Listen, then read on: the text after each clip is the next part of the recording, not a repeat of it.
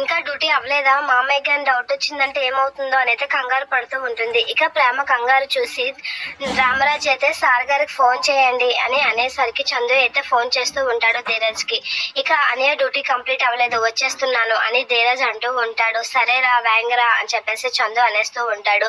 ఇక సాగర్ అయితే నర్మదాతో వాడు ఇలా వెళ్తాడని చెప్పాను కదా, వెళ్ళుంటాడు అని చెప్పేసి వాళ్ళిద్దరు మాట్లాడుకుంటూ ఉంటారు. అది విన్న శ్రీవల్లి అయితే అలా చూస్తూ ఉంటుంది సాగర్ నర్మదా వాళ్ళిద్దరి వైపు. మామయ్య గారండి, నాకెందుకో గానీ సాగర్ కి నర్మదాకి ధీరజ్ ఎక్కడికి వెళ్ళాడో తెలుసు అనుకుంటా వాళ్ళిద్దరికి అని చెప్పేసి అంటూ ఉంటుంది శ్రీవల్లి. అలా అనేసరికి ఒకసారిగా సాగర్ నర్మదా అయితే షాక్ అయి అలా చూస్తూ ఉండిపోతూ ఉంటారు. ఈ అగ్గిపుల్ల మళ్ళీ పుల్లెట్టిందా అనేది అనుకుంటూ ఉంటుంది నర్మదా.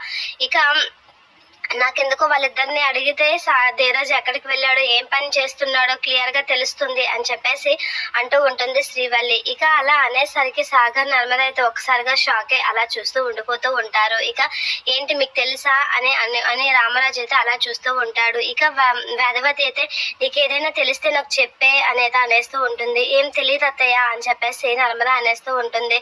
మామయ్య గారండి చూడండి చూడండి అనేది అంటూ ఉంటుంది వల్లి. ఇక వేదవతి నర్మద కొనుక్కుంటుంటే బుజ్జమ్మ ఏం జరుగుతుంది ఇంట్లో అనేది అంటూ ఉంటాడు. ఏం లేదండి అని అనేసరికి నాకు తెలియకుండా ఈసారి ఏదైనా జరిగింది అంటే ఈసారి ఊరుకునే ప్రసక్తే లేదు. నాకు తెలియకుండా ఏ పని చేసినా ఏది చేసినా నేనైతే మాత్రం ఈసారి క్షమించను అని చాలా సీరియస్ గా రామరాజు అంటూ ఉంటాడు. ప్రేమ అయితే ధీరజ్ కోసం వెయిట్ చేస్తూ ఉంటుంది. అదంతా విన్న సాగర్ నర్మదా వాళ్ళైతే చాలా టెన్షన్ పడుతూ ఉంటారు. ఈ ధీరజ్ గురించి కానీ మామయ్య గారికి తెలిస్తే పరిస్థితి ఏంటి, ఎలా అయినా చెప్పేయాలి అనేది అనుకుంటూ ఉంటారు. ఇక వేదవతి అయితే షాక్ అవుతూ ఉంటుంది రామరాజు మాటలకి. ఇక ప్రేమ అయితే వింటుంది కానీ ఏం చేయలేక అలా చూస్తూ ఉండిపోతూ ఉంటుంది రామరాజుని. ఇక ప్రేమ ధీరజ్ కోసం అయితే అలా ఎదురు చూస్తూ ఉంటుంది.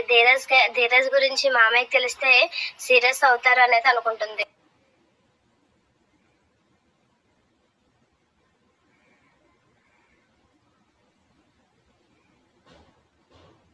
Hello friends, welcome to my channel. ఈ రోజు సీరియల్లో ఏం జరిగిందో ఇప్పుడే మనం తెలుసుకుందాం. అంతకంటే ముందు ఫ్రెండ్స్, ఛానల్ ని సబ్స్క్రైబ్ చేసుకొని పక్కనే ఉన్న బెల్ సింబల్ లో ఆల్రెడీ ట్యాప్ చేయండి. అప్పుడే మేము పెట్టిన వీడియోస్ మీ మొబైల్ ఫోన్ కి నోటిఫికేషన్ ద్వారా వస్తాయి. ధీరజ్ ప్రేమతో ఇలా అంటూ ఉంటాడు. చూడు ప్రేమ, ప్రేమ అనేది ఎంతటి వాళ్ళనైనా మారుస్తుందని నాకు అర్థమైపోయింది అని అంటే ఏమంటున్నావు? కొంపదీసి నా మీద గాని నీకు అని అంటూ ఉంటుంది. అవును అని అంటాడు ధీరజ్. అంటే ఏంటి, మీరు నన్ను ప్రేమిస్తున్నారా అని అంటుంది. అంత లేదమ్మా, నేను చెప్పేది దాని గురించి కాదు అని అంటాడు. అంటే నా మీద నీకు ప్రేమ లేదా అని ప్రేమ అంటుంది. ముందు చెప్పనివ్వు, అవన్నీ తరువాత అని ధీరజ్ అంటాడు. సరే చెప్పు ఏంటి అని అంటుంది. ప్రేమ, నువ్వు డిగ్రీ అయిపోయినాక కాలేజీ మానేయాలనుకున్నావు కదా, కానీ నువ్వేం మానద్దు, నీ పై చదువులు నేను చదివిస్తాను అని అంటాడు. ఏంటి, నువ్వు చదివిస్తావా? అసలు నీకంత డబ్బు ఎక్కడిది? పైగా ఫుడ్ డెలివరీ చేస్తుంటే చాలా తక్కువ వస్తుంది ఇన్కమ్. ఆ డబ్బుతో ఇంటి ఖర్చులకే సరిపోవడం లేదు. డిగ్రీ అయిపోయాక నన్ను కాలేజ్లో జాయిన్ చేయడం అంటే ఎంత లేదనుకున్నా 5 లక్షలు కావాలి. అది నీ వల్ల కాదు. అలానే నేను చులకన చేసి మాట్లాడడం లేదు. అది మన స్థాయికి మించి మనం చేయకూడదు ధైర్యం అని అంటుంది ప్రేమ. ఊరుకో, అలా మాట్లాడతావేంటి? నువ్వు ఎగ్జామ్స్ లో అదరగొట్టేశావు తెలుసా? నువ్వు చాలా బాగా రాసావు. నువ్వు మంచి తెలివిగలదానివి, మంచి ఇంటెలిజెంట్వి. నీలాంటి వాళ్ళు ఇంట్లో కాలక్షేపం చేస్తూ కూర్చోకూడదమ్మా. బాగా చదువుకుంటే మన దేశమే మారిపోతుంది.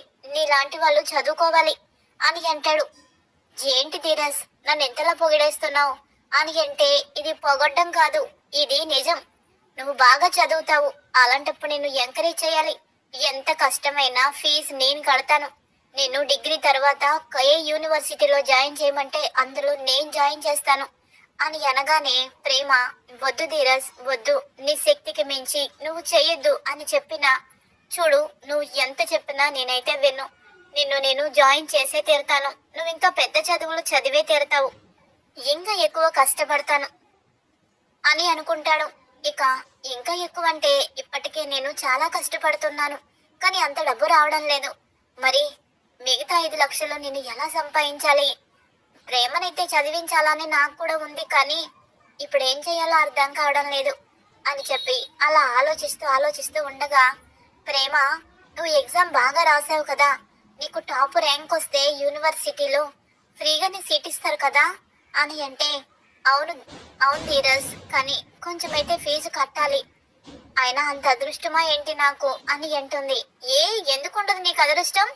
పేపరు ఈరగ తీసేసావు, బాగా రాసావు, కాలేజ్ టాపర్ ర్యాంకు నీకే వస్తుంది, యూనివర్సిటీలో ఫ్రీగా నీకు సీట్ ఇస్తారు, ఎంతో కొంత ఫీజు అంటే ఖచ్చితంగా నేను కడతాను. నువ్వు టాపర్ అమ్మా, టాపరు, నేనేదో నిన్ను తక్కువ అంచనా వేశాను అంటూ మాట్లాడుకుంటూ తనకి చెప్పుకుంటూ అలా పరధ్యానంగా వెళ్ళిపోతూ ఉంటాడు. తనని చూసి ప్రేమ మురిసిపోతుంది. ధీరజ్ కి నా మీద ఇలాంటి ఒపీనియన్ ఉంది అంటే ఏమో అనుకున్నాను, కానీ పర్వాలేదు. ఏంటో ధీరజ్ రోజు రోజుకి ముద్దొచ్చేస్తున్నాడు. తన మాటలు వింటుంటే నాకు ఎంతో అపురూపంగా అనిపిస్తున్నాయి. ఎంతకాలం ధీరజ్ ని పెళ్లి చేసుకొని చాలా తప్పు చేశాను, ఎందుకు నా జీవితం ఇలా అయిపోయింది అని బాధపడ్డాను, కానీ నేను లైఫ్ లో ధీరజ్ ని మిస్ అయిపోయేదాన్నేమో కొంచెం ఉంటే అని అనుకుంటూ ఉంటుంది. ఇదిలా ఉండగా ఇంకో పక్కన ఇంకా నర్మద సాగర్ తో ఇలా అంటుంది, చూడు సాగర్, అనగానే నువ్వు మిల్లుకు వెళ్ళడం మానేస్తే మీ నాన్న కోప్పడతాడు, బాధపడతాడు, అందుకే నువ్వు ఒక పని చేయి, మిల్లుకు వెళ్ళు, అలాగే మిగిలిన టైంలో నీకు నేను బుక్స్ ఇస్తాను, వాటిని చదివి ఎంట్రన్స్ ఎగ్జామ్ రాయి, నీ చదువుకు తగ్గ జాబ్ రాగానే అప్పుడు నేను మాట్లాడి ఇంత మంచి ర్యాంక్ వచ్చి ఇంత మంచి జాబ్ వచ్చినప్పుడు ఇది బెస్టా అది బెస్టా అని మామయ్య గారిని అడుగుతాను. మామయ్య గారు ఖచ్చితంగా నిన్ను గవర్నమెంట్ జాబే చేయమని చెప్తారు సాగర్, ఇందులో నువ్వేమి మదన పడాల్సింది లేదు, కాకపోతే నువ్వు చేయాల్సిందల్లా బుక్స్ నువ్వు బాగా చదవడం అని అంటుంది. సరే నర్మదా, నీ ఇష్టం, నువ్వేమి తెలివి తక్కువ దానివి కాదు, నువ్వు ఎలా చెప్తే నేను అలాగే చేస్తాను, మన కోసమే కదా నువ్వు ఆలోచిస్తున్నావు, మంచి చెప్పినప్పుడు నీ మాట వినడం తప్పేమీ కాదు అని అంటాడు. ఇక థ్యాంక్స్ సాగర్ అని తనని హక్ చేసుకుంటుంది. ఇదిలా ఉండగా ఇంకో పక్కన వల్లి భాగ్యానికి ఫోన్ చేయడంతో భాగ్యం ఫోన్ లిఫ్ట్ చేస్తుంది. ఏంటమ్మడో ఫోన్ల మీద ఫోన్లు చేస్తూనే ఉన్నావు, పని మీద బయటకు వచ్చానమ్మడో అని అంటుంది. నువ్వు పని మీద బయట బానే తిరుగుతావు, మీరందరూ సంతోషంగానే ఉన్నారు, ఇక్కడ నీ కూతురు జీవితమే మాడి మసైపోవడానికి సిద్ధంగా ఉంది అని అంటే, అవే మాటలు అమ్మడో, శుభం పలకాలు గాని అట్లాంటి మాటలు మాట్లాడకూడదు అమ్మడో అని అంటుంది. నీకేంటి, నువ్వు ఎన్నైనా చెప్తావు, ఇక్కడ నేను కదా అలిగిపోతున్నాను, 100 అబద్ధాలేంటి, 1,00,00,000 అబద్ధాలని పెళ్లి చేశావు, ప్రతి క్షణం నరకంలో బ్రతుకుతున్నాను, టెన్షన్ తోనే కాపురం చేస్తున్నాను, అసలు కొత్తగా పెళ్ళి ఎంతో సంతోషంగా ఉండాల్సిన నేను టెన్షన్ తో బతికేటట్టు చేసావు, ఇదంతా నీ వల్లే అని అంటే, అమ్మడో ఉదయాన్నే నా మీద విరుచుకుపడుతున్నావేంటే, ఏం జరిగిందే, నీ కోడళ్ళు గాని నీ తోడి కోడళ్ళు గాని నిన్ను మళ్ళీ అవమానించారా, చెప్పు, వాళ్ళ సంగతి అటో ఇటో తేల్చేస్తాను అని అంటే, నోరు మూసుకోనుండు, వాళ్ళ సంగతి నువ్వు అటో ఇటో తేల్చడం కాదు, నా సంగతి తేలిపోయేలాగుంది అని అంటే, అమ్మడో ఏం జరిగిందే అని అంటుంది. ఊర్లో దొంగలు పడ్డారట, అందుకనే నా కాపురంకి వచ్చింది చిచ్చు అని అంటుంది. ఏం జరిగింది, ఊర్లో దొంగలు పడితే నీకేంటి అని అంటుంది. ఇక భాగ్యం, అది కాదే అమ్మా, ఊర్లో దొంగలు పడి చాలా ఇళ్లలో నగలు డబ్బు దోచేశారట, అందుకని మావయ్య గారు కంగారు పడి ఇంట్లో ఉన్న డబ్బు నగలు అన్ని లాకర్లో పెట్టిద్దామని అంటున్నారు అని అంటే, మంచిదే కదమ్ముడు, ముందు జాగ్రత్తగా మీ మావయ్య అలాంటి నిర్ణయం తీసుకోవడం మంచిదే, ఇంట్లో నగలు డబ్బు పెట్టుకుంటే మంచిది కాదు, ఆ దొంగలు కొట్టుకుపోతారు, ఆయన చెప్పింది నిజమే కదా అని అంటుంది. నీ తలకాయ పగలు కొట్టేస్తాను, ఏం మంచిది, బంగారు నగలు ఎవరైనా లాకర్లో పెట్టుకుంటారు, గిల్టు నగలు పెడితే మొహాన్ని విసిరి కొడతారు, గిల్టు నగలు ఎవరైనా లాకర్లో పెట్టి చేస్తారా ఏంటి అని అంటుంది. అవునే అమ్మడు, అసలు విషయం నేను మర్చిపోయాను, ఏంటి ఇప్పుడు నీ నగలు కూడా పెట్టమంటున్నారా ఏంటి లాకర్లో అని అంటే, అదే కదా నేను చెప్పి చచ్చేది అని బాధపడుతుంది. మరి పెద్ద చిక్కే వచ్చి పడిందే, ఇప్పుడు ఏం చెయ్యాలో అర్థం కావడం లేదు అని అంటే, నీకే నువ్వు ఒడ్డు మీద ఉన్నావు బానే చెప్తావు, ఇక్కడ నేను మునిగిపోతున్నాను, ఏం చెయ్యాలో అర్థం కావడం లేదు, అత్తయ్య గారు నగలన్నీ తీసి బయట పెట్టమని చెప్పారు అని అంటుంది. అయ్యో ఇప్పుడు ఏం చెయ్యాలి నాకు అర్థం కావడం లేదు. ఆ అమ్మడు, నువ్వేం చెప్పావు ఇందాక, చాలా ఇళ్లలో పడి దొంగలు బంగారం డబ్బు దోచేశారా అని అంటే, ఆ అవును, అందుకే కదా నా దాకా వచ్చింది ఇప్పుడు అని అంటుంది. అమ్మడు, ఆ 10 ఇళ్లలో నీది కూడా ఓ ఇల్లు అన్నట్టుగా చెప్పు, నగలు మాయమయ్యాయని నువ్వు కూడా చెప్పు. పనిలో పనిగా ఆ దొంగలు మీ ఇంట్లో ఉన్న, ముఖ్యంగా నీ లాకర్లో నగలు కూడా ఎత్తుకుపోయారని చెప్పు, దరిద్రం వదులుతుంది. పైగా నీ నగల టాపిక్ ఎప్పుడు తీసుకురారు, మీ మామయ్య గారు కూడా ఏమీ చేయలేక మళ్ళీ కొత్త నగలు నీకు చేయించి పెడతారు. ఆ దొంగ విధవ నీ నగలు కూడా కొట్టేశాడని, లాకర్ అంతా ఖాళీగా ఉందని చెప్పవే. వెతకబోయే తీగ కాలికి తగిలినట్టు ఎంత మంచి అవకాశం వచ్చింది నీకు. ఆ నగలన్నీ మూటగట్టి జాగ్రత్తగా ఏదో పని మీద బయటకు వచ్చినట్టు బయటకొచ్చి చెత్త కుప్పలోనో లేదంటే ఈ చెరువులోనో కాలువలోనో వేసేయ్. లేకపోతే నేనైనా వస్తాను, మీ ఇంటి దగ్గరికి వస్తాను, తెలియకుండా నగలు నాకు ఇచ్చేస్తే నేను ఇంట్లో పెట్టేస్తాను, అక్కడి నుంచి అటు నేనెటైనా మాయ చేస్తాను. నువ్వైతే నగలు మిస్ అయ్యాయని నెత్తి నోరు బాదుకుంటూ వచ్చి మీ మామయ్య గారితో చెప్పు, వలవల ఏడువు. అప్పుడు ఎలాగో అందరిలలో నగలు పోయాయి కాబట్టి మీ నగలు కూడా కొట్టేశాడేమో అని వాళ్ళు అనుకుంటారు. నీ కన్నీరు తుడిచి నీకు మేలిమి బంగారు నగలు నీ మెడనంతా నింపేస్తారు. ఎలా ఉంది నా ఐడియా అని అంటే, అమ్మోయ్ నువ్వు సూపరే, ఈ ఐడియా నాకు వచ్చి చావలేదే అని అంటుంది. ఇప్పటికైనా వచ్చింది కదా, వెళ్ళి అత్తయ్య గారు నగలు కనిపించడం లేదు అత్తయ్య గారు, చాలా బాధగా ఉంది, ఇక్కడే పెట్టాను కానీ ఆ దొంగలు ఎత్తుకుపోయారేమో అని చెప్పు అని అంటే, అలాగేనే అమ్మ అని చెప్పి అంటుంది. ఇంకా తర్వాత వేదవతి, అమ్మ వల్లి నగలు తీసి పెట్టావా, అందరి నగలు తీసి రెడీగా ఉన్నాయి, నీ నగలు ఇవ్వమ్మా, ఇటివ్వు అని తన రూమ్ లోకి వెళ్తుంది. అన్ని ఖాళీ బాక్సులు ఉంచుతుంది. అత్తయ్య గారు నగలు ఇక్కడే పెట్టాను కానీ కనిపించడం లేదు అని అంటుంది.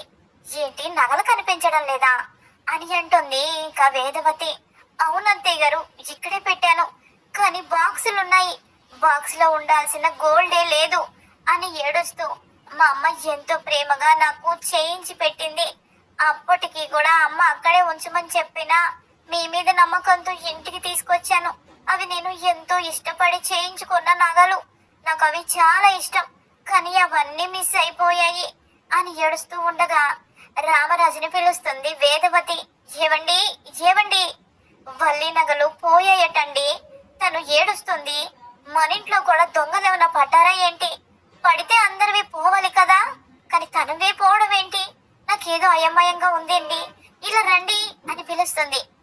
రామరాజు షాక్ అయిపోయి, ఏంటి బుజ్జమ్మా ఏంటి నువ్వు చెప్పేది, వల్లి నగలు పోయాయా, అదేంటి అలా ఎలా పోతాయమ్మా, ఆయన ఎక్కడ పెట్టావు అని అంటాడు.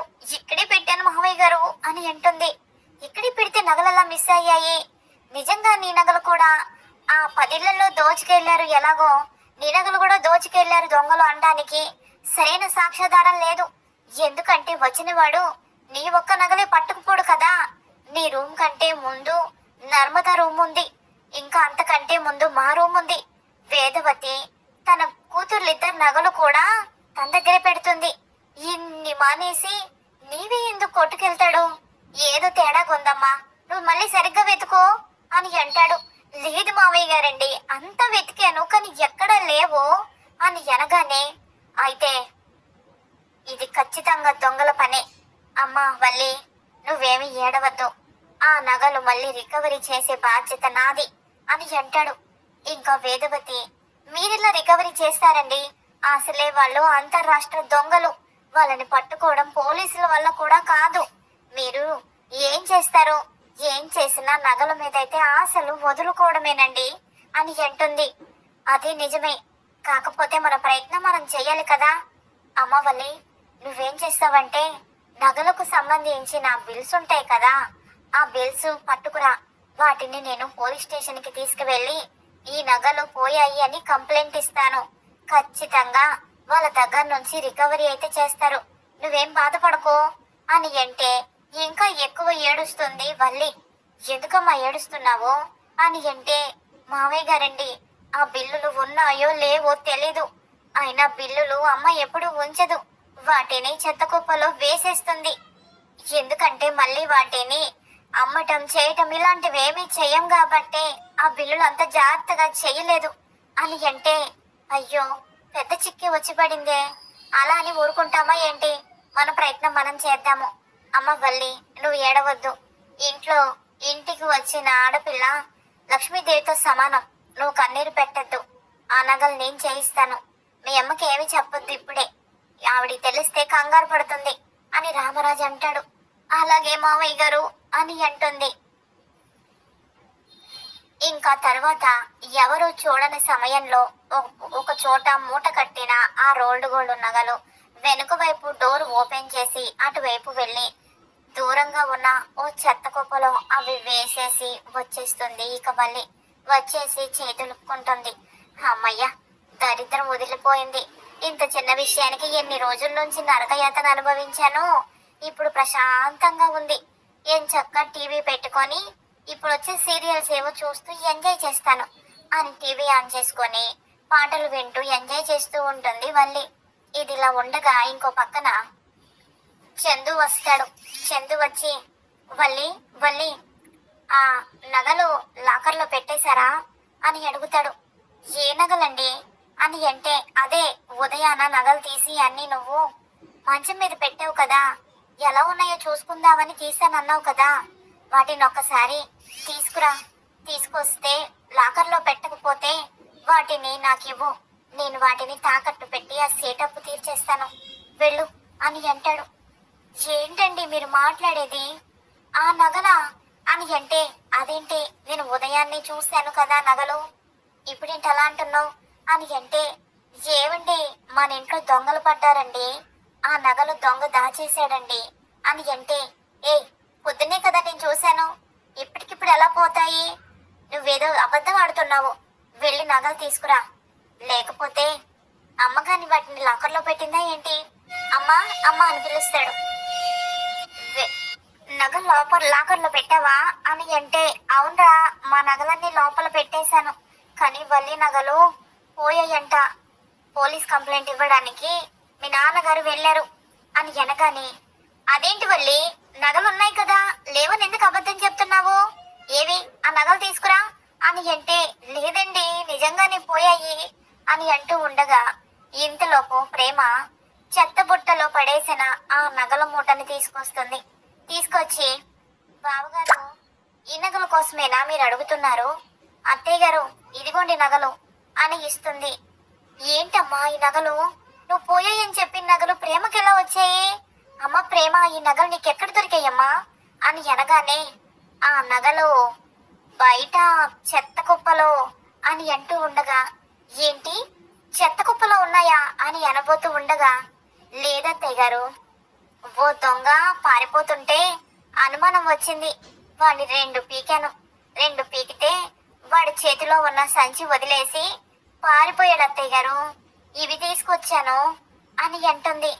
అవునా అమ్మా, ఇంట్లో నుంచి కొట్టేసిన నగలు ఆ దొంగ నీకు దొరకడం ఏంటి, నువ్వు తీసుకురావడం ఏంటి, అంత అయోమయంగా ఉంది అని అంటే, అయ్యో అత్తయ్య గారు, ఇందులో అయోమయంగా ఉండడానికి ఏమైంది, పోయిన నగలు దొరికాయి కాబట్టి సంతోషంగా ఉండాలి, ఇదిగోండి నగలు అని ఇస్తుంది. ఇక వల్లి గజగజ వణికిపోతుంది. దీని చెత్త కుప్పలో ఈటు నగలు వేయటం ఈ ప్రేమ చూసినట్టుంది. ఇది చూసిందని నేను కూడా చూసుకోలేదు, అంతా గమనించాను, కానీ ఎక్కడ ఎవరు కనిపించలేదు. చెత్తతో పాటు ఈ మూట కూడా కాలిసి వేసేశాను, కానీ దీనికి ఎలా తెలిసిందప్పా? ఇది కావాలని ఎవరు దొంగ దగ్గర నగలు రికవరీ చేశానని కట్టు కథలు చెప్తుంది, నన్ను భయపెట్టాలనే ఇలా చేస్తుంది. ఎందుకైనా మంచిది, పక్కకు తీసుకువెళ్ళి దీన్ని నోరు మూయించాలి అని అనుకొని, అమ్మ ప్రేమ బాగా అలసిపోయినట్టున్నావు, రారా నీకు కాఫీ ఇస్తా, నీ కాఫీ అంటే చాలా ఇష్టం అని పక్కకు తీసుకువెళ్తుంది. హే ఆపో నటించడం ఆపు నువ్వు. ఏదో ప్రేమ ఉన్నట్టు ఎందుకు అలా నటిస్తున్నావు? నీ బండారం నేనెక్కడ బయట పెట్టేస్తానా అని నువ్వు నన్ను ఇలా పక్కకు తీసుకొచ్చావని నాకు బాగా తెలుసు. చెప్పు, ఎందుకు ఇలా మోసం చేస్తున్నావు? ఎందుకు ఇలా చేస్తున్నావు? నగలు దొంగ కొట్టేశాడని అబద్ధాలు చెప్పి ఆ నగలు చెత్త కుప్పలో వేస్తావా? అంత